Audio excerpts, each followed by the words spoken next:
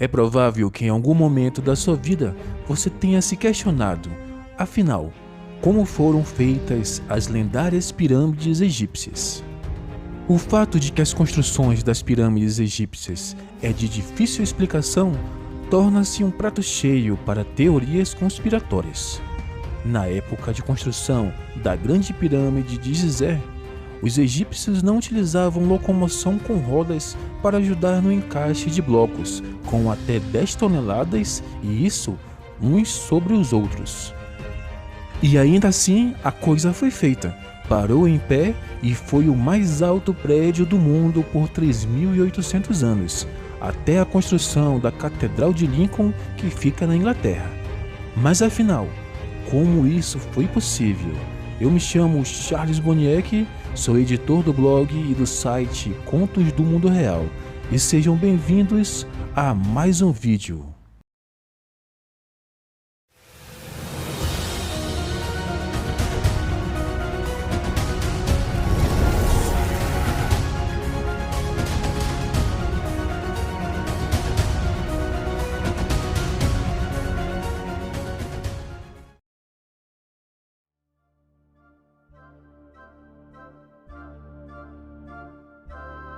A tecnologia que deu origem às pirâmides é muito antiga, e o primeiro idealizador conhecido desse monumento é o arquiteto Imhotep, que fez a mais antiga de todas, a Pirâmide de Djoser, que data de 2648 a.C.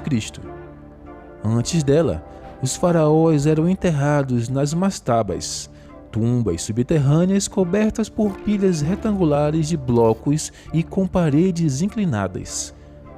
Essas paredes continuaram a ser usadas ao longo de milênios por egípcios, que não pertenciam à realeza. Imhotep, aquele mesmo que foi o vilão no filme A Múmia, simplesmente pensou em construir uma mastaba pequena sobre uma grande, e depois disso, uma menor ainda sobre essa, criando 6 camadas, num edifício com impressionantes 62 metros de altura e 125 de largura. E essa sobreviveu até hoje. No reinado de Snéfron, em 2613 a 2589 a.C., uma inovação foi feita: a pirâmide lisa ou verdadeira.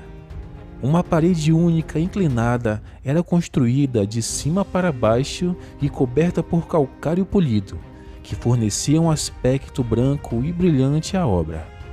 A construção de calcário desabou com os anos, sobrando apenas o esqueleto que é visto hoje em dia.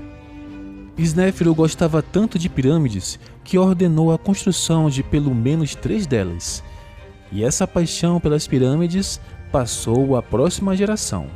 Seu filho Khufu, que reinou entre 2551 e 2528 a.C., decidiu criar a maior de todas, que jamais seria superada.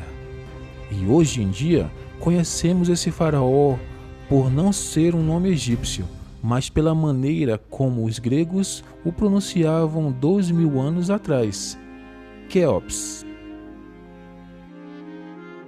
Nunca foram encontrados registros exatos sobre a construção das pirâmides, mas podemos entrever algumas indicações. De onde o material veio, não há mistério.